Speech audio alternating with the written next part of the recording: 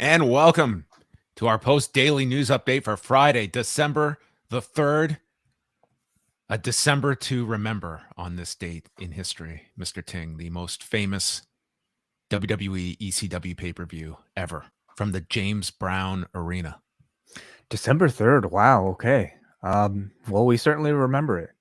Yes, it was a ominous date for that version of ECW. One of the most, I think, notoriously panned pay-per-views in WWE history, I would say. So bad that I don't remember it at all. But What I'm was it? sure December to Dismember. That was the name of the show, not Remember.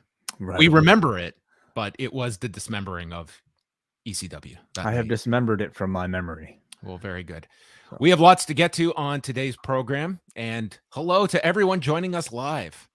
yeah, all the people in the chat room right now, welcome. Thank you for joining us live 1 o'clock every weekday at youtube.com/postwrestling. And also, big hello to all of the listeners on the free feed, as on Fridays, we like to put these out on the free feed as well. But if you are enjoying these and if you want to not listen to us live, but on your podcast app, we always upload these in audio form to our patrons at postwrestlingcafe.com. It's the beginning of the month, so it's the best time to join. Not only are you going to get Rewind Away number 100 from this past week, but also MCU Later out every week that I just did an episode of with WH Park and Eric Marcotte from last night. So go and check us out. Check all of that out, and we will be live tonight at 11:15 p.m. Eastern Time for all members at postwrestlingcafe.com with reviews of SmackDown, Rampage, and then we open up the phone lines to hear from everybody. All are welcome when it is open phone lines on the show. I cannot wait. I didn't try to say that as oh God, the phone calls. They're hit and miss, but they're always fun. They always are. I That's always the have a lot of fun. consistency. Yes. Always a lot of time for your questions. But if you want to get a question right now, we are taking your super chats. So if you want to leave one at any denomination, we'll try to answer your question at the end of this live stream / podcast. All right, let's get into news items. We were not doing news on Thursday, but we are back today to chat Dynamite on Wednesday night, doing 861,000 viewers, down 4% this week from the Thanksgiving Eve episode. So there wasn't some big bounce back the week after Thanksgiving. They did still manage to finish third among all cable originals. And Brandon Thurston noting 406,000 viewers in the 18 to 49 demo, almost identical to last week. And a 0.31 is what that correlates to. I would say that was certainly not what I was expecting for number one, like the automatic bounce back you would have assumed off of Thanksgiving Eve, and for what was a pretty loaded show where you had Cody wrestling, you had Sting wrestling, you had CM Punk wrestling, you had Bryan Danielson wrestling. That's a very attractive lineup on paper. And if you even want to take into account the time zone differences that they've had to undergo over the past month, that works out to, I would say, like, it's roughly been estimated like an 8% difference. But these were their lowest. This was their lowest numbers since May. On the other side, in Canada, they did a spectacular number. They did 167,000 viewers and just over 97,000 in the 25 to 54 demo, which for those outside of Canada, this is the first time that Dynamite has topped Raw in both total viewers and the demo. Like, they do typically very well in the demo, but Raw is consistently the most watched wrestling program in Canada. But this week it was Dynamite, which, of the data I have for this year, this would be the highest or most watched Dynamite of the year, which, think about that. That covers the major September 8th show coming out of All Out with the arrival of Cole, of Danielson, of Ruby Soho, ahead of Blood and Guts. So whatever it was here in Canada, this show did very well, but I would say a disappointing number for the US side, where you thought that there would be a big bounce back. And also not the craziest night of, like, you had the challenge. The challenge won the night on cable, but this was not a night where they were going against, a major sports event. So I would say it was definitely below what I was anticipating. Yeah, I think, it seems the consensus for this particular set of viewership ratings might be that it is disappointing considering the amount of star power that was on the show, considering the fact that we saw a man get lit on fire. Did you see his back Um, today? I did, and it was awful. And again, all the more perplexing why this was, if you're gonna do something like a burning tables type of thing, why you wouldn't promote it ahead of time, especially when I feel like they need every single advantage they can get to try to lift these ratings up at this point in time. Do you So, think in a weird way, and maybe this would not have worked out? Do you think that this match would have worked better on the taped show where you would have had like these images coming out, but you're mhm. not going to see the full video of it until Friday night because that is the visual spectacle. And I wonder if that would actually help being on the taped show and you get the live reports, I'm sure, and you'd probably like this image that we're looking at right now. If you had that image to promote all week, yeah, you're kind of giving away stuff, but people are tuning in for the stunt. Absolutely. Like they could show the photo of Cody's back afterwards, and I think you'd elicit just as much interest. And my problem isn't the fact that yeah, like I think on certain shows you should leave certain things for surprises. But when something like this is as risky as it is, and as I think rarely seen as it is, to not take full advantage of it by promoting it ahead of time is definitely a perplexing idea to me. Some other questions that I think we have to ask is, have we yes, we have like sort of like the West Coast thing, but when it comes to the Bryan Danielson and CM Punk bump, it appears that we're kind of past the point where we've been seeing benefits from that. But how much of that casual fan base that decided to tune in for some of those early editions of the show when they debuted, how much has AEW necessarily retained, or are we back to more of a, this is just sort of a bottoming out of like your hardcore fan base right now? Yeah, I would say overall, like you're seeing like less engagement in the weekly show. I think like it has coincided with that West Coast change.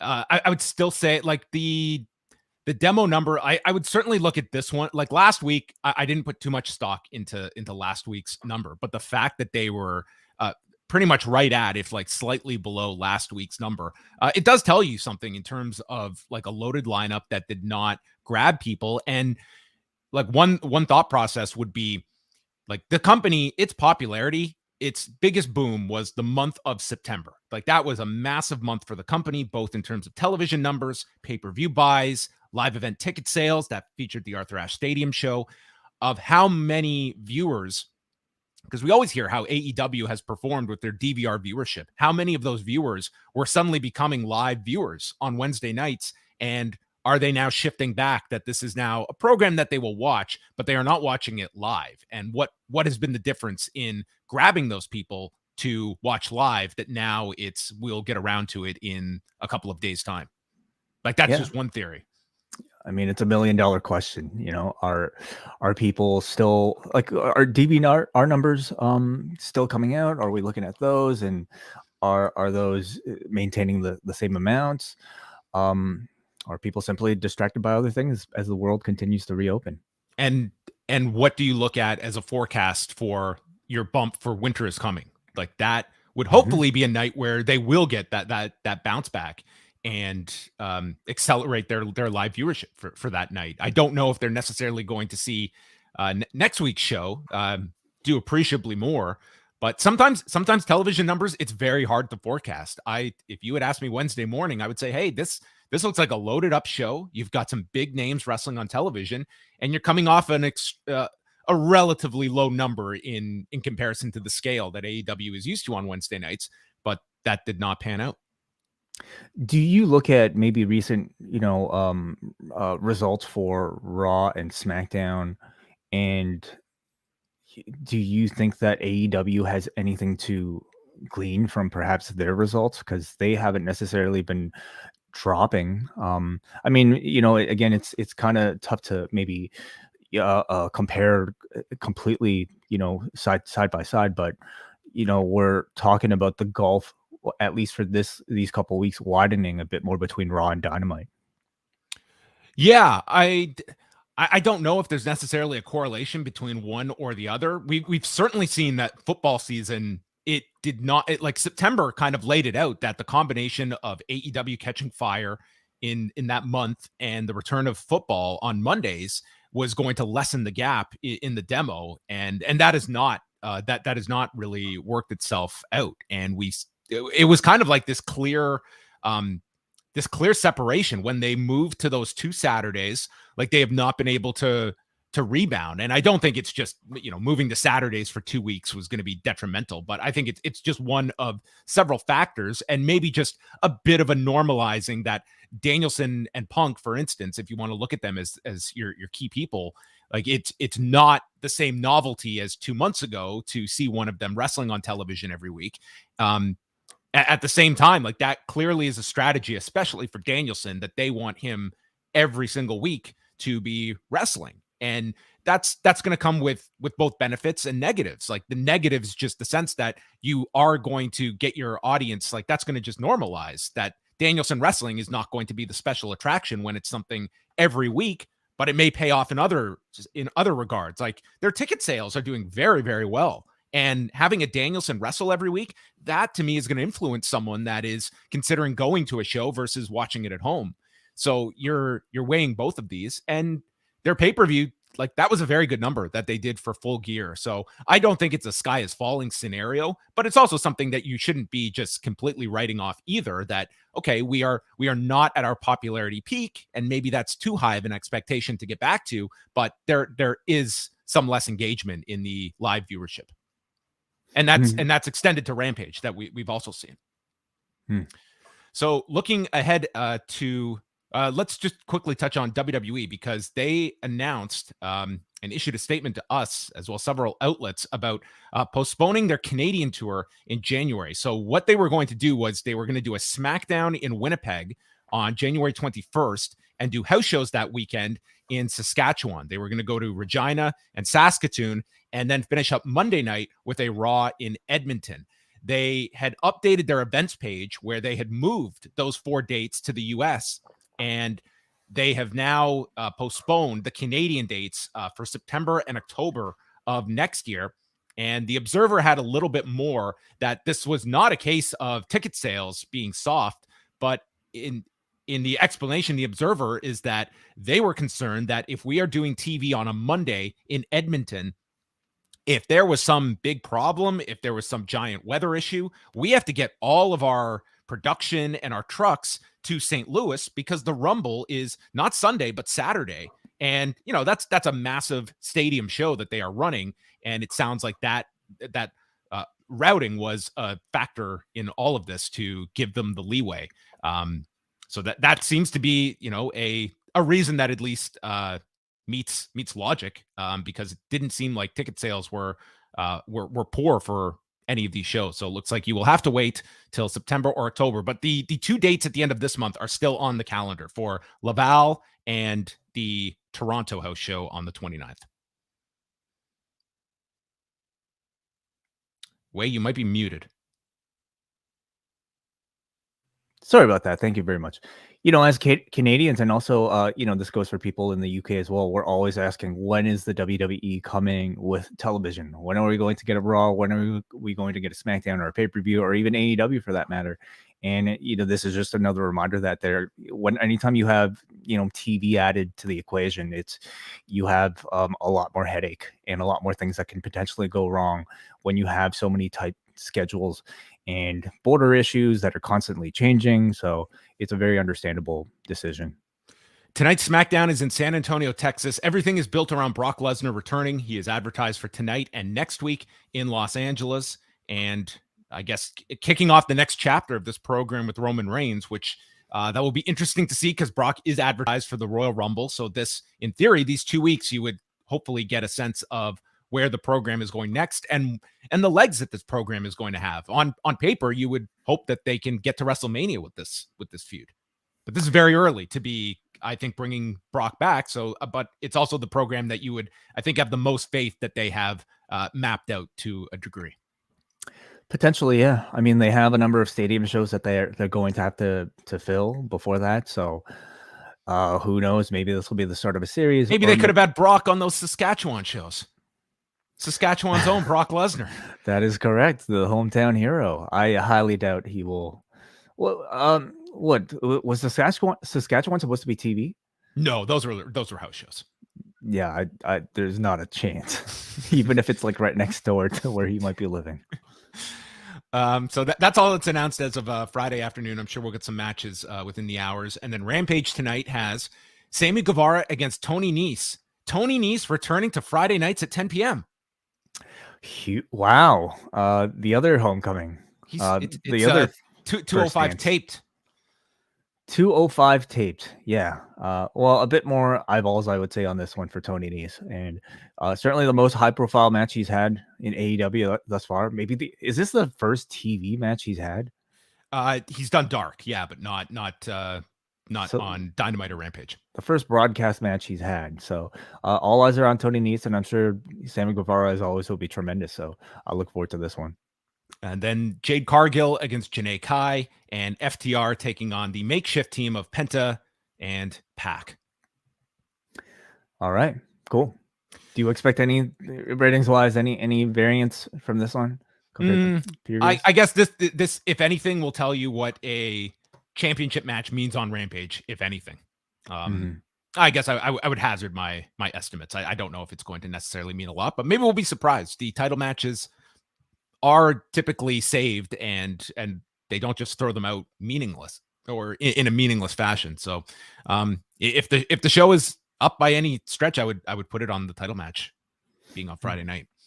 So this weekend, we're not going to go through everything, but this is just a sample of what is coming up this weekend. We have the big Monterey card from AAA on Saturday night, UFC Fight Night. There's a Bellator card tonight with actually an excellent main event. NWA is holding their Hard Times 2 pay-per-view on Saturday night. And then Sunday is the War Games event. So what kind of has your interest this weekend, Wai? What really jumps out?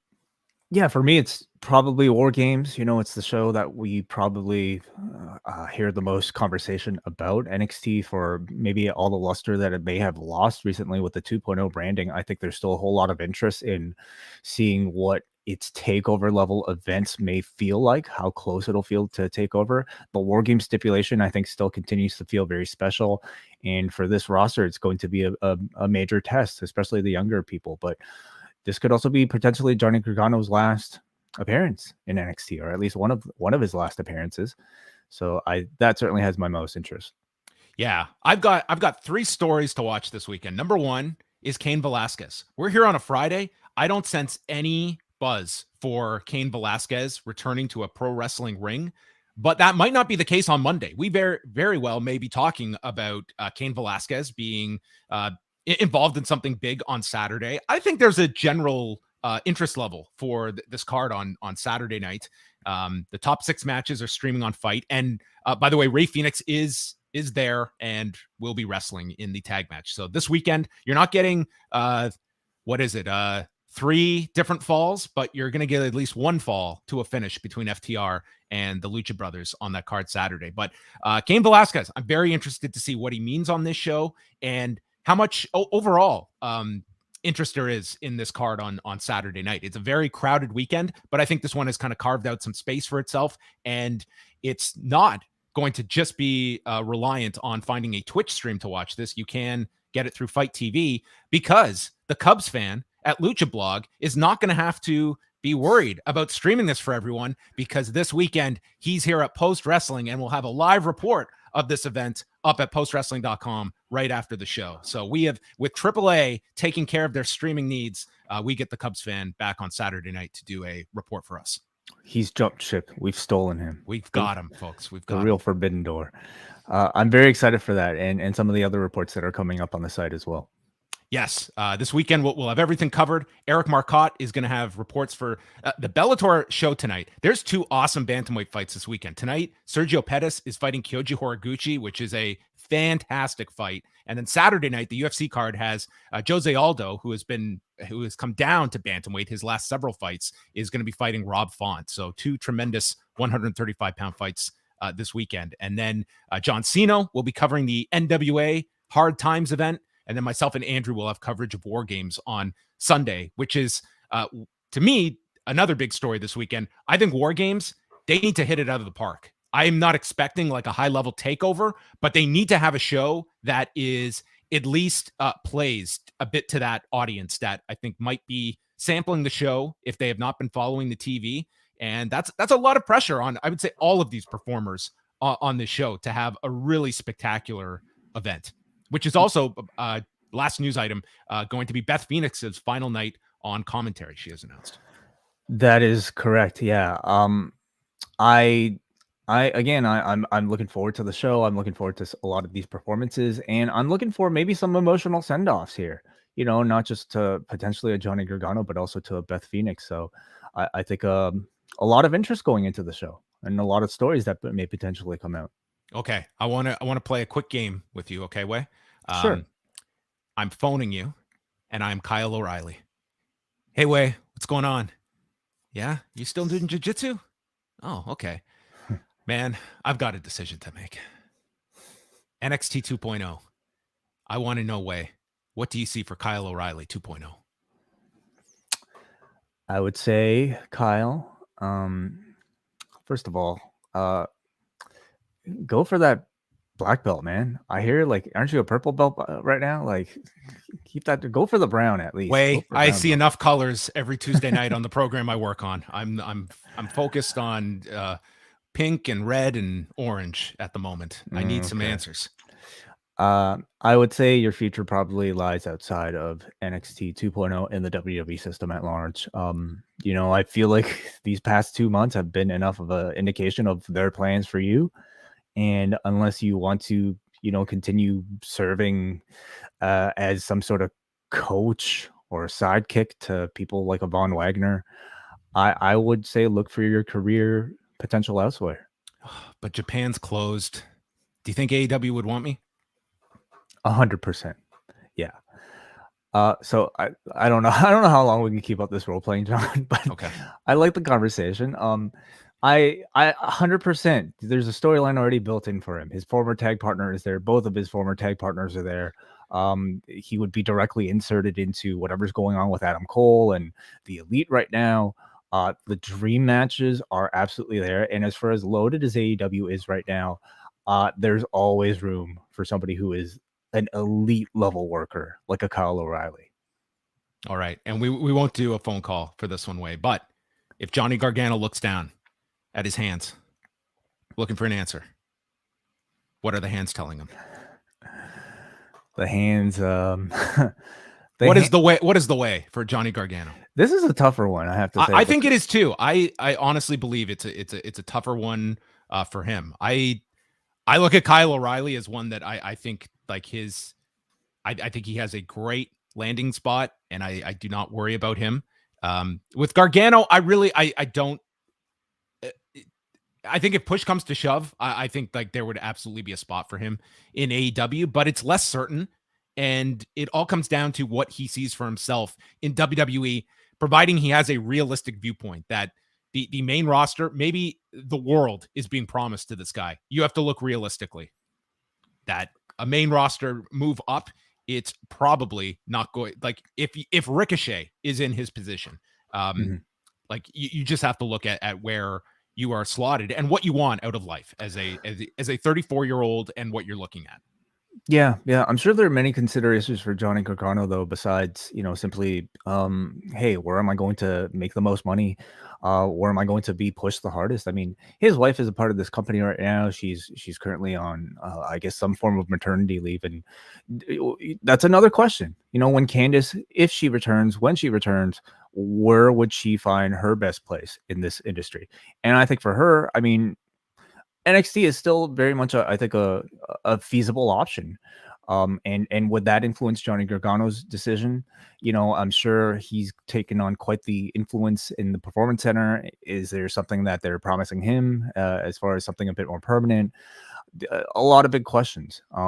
Even within NXT 2.0, I think, there's going to be need for that veteran, representation as we try to maintain, I think, a bit of what NXT used to be, instead of completely relying on somebody like a Braun Breaker. But look at this War Games match on Sunday. Like this match would be very, very concerning if you did not have those key individuals involved in a Ciampa and a Pete Dunne. So it's like needs to be those guys. The question is how many spots you want to fill with those veterans, but it's understood like what your role is going to be. Like the Roderick Strongs and Kyle O'Reillys and your LA Knights and Ciampas, like it is very clear. Like there's no gray area of what you are there to do, and who are on the fast track and are priorities to elevate and get out of there, and who are seen as those people to help get those people ready at a fairly fast turnaround. Those are still, I would say, like to have one of those roles at NXT where you can be the veteran for people to kind of rely on, for the show to rely on, to always, carry Braun Breaker to an excellent match on TV, for instance. I think there's still a lot of value. It just depends on the individual and how much they want to play that role, and where's Johnny Gargano's head at as far as what he wants to ultimately achieve in the industry. So those are all very pressing questions, and maybe War Games will tip its hand towards either of those. How about Beth Phoenix? Like we know in the statement, she says she wants to spend a bit more time with her family. It has been brought up that this Edge Miz program would almost be a bit of a perfect way for her to transition into some sort of mixed tag scenario to join Edge against Maurice. Can you see that happening? Certainly. Yeah. I think everyone thought on Monday, like that's always an option they have to play. I could see them doing the singles match, and you extend the feud, and then could always have Beth come in and you do that mixed tag at a certain point. Do you think she gets a replacement on NXT? They really seem to like the 3-person crew. So I could see someone else being groomed for that role. Yeah, me too. I'm kind of curious who it would be. I would assume that they'd probably want to keep some of that female representation on commentary. I thought she actually did very well in the position. So if not a female in that role, that is a spot that could answer the strange disappearance of Samoa Joe. That's a very good point. Yeah, there's another person. Strange disappearance is right. That was never quite explained. And I mean, 2-3 months into this whole experiment, does it tell you, will we ever get an update on Joe as far as his in-ring career? It was a very strange way that all of that was handled, and the promo he delivered stating like, I will be back. Like it was not like this send off. It was more so just it just sounds like it was a change that they made, and then Ciampa succeeded him in that role, because I'm certain that Joe would have been in that role if not for him. Before we get out of here, John, we have a few super chats to answer, and some of them questions, some of them not.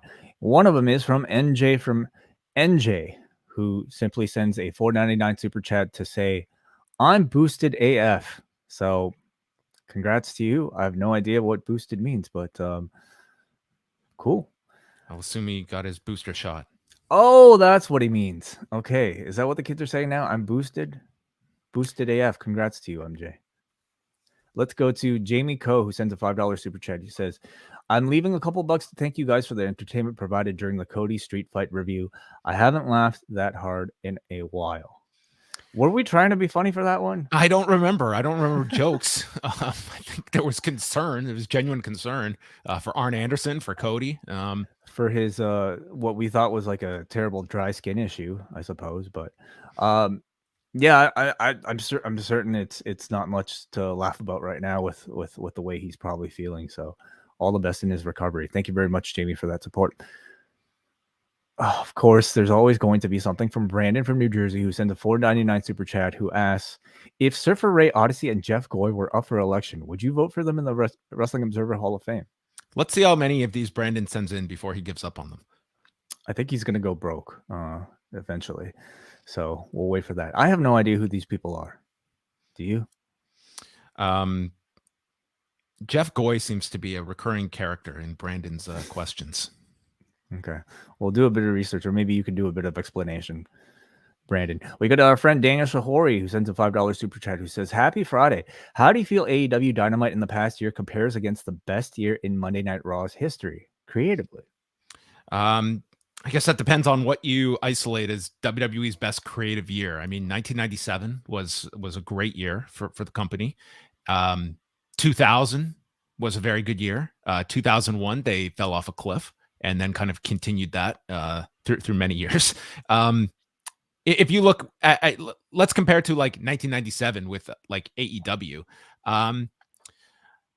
I would say it was like very different programs, but it was like the thing about what I really thought was such a key to the turnaround for WWE in 97, 98. And it was, it was a long period of time, but you had the emergence of so many stars in Austin with Rock, with Mick Foley, with Triple H.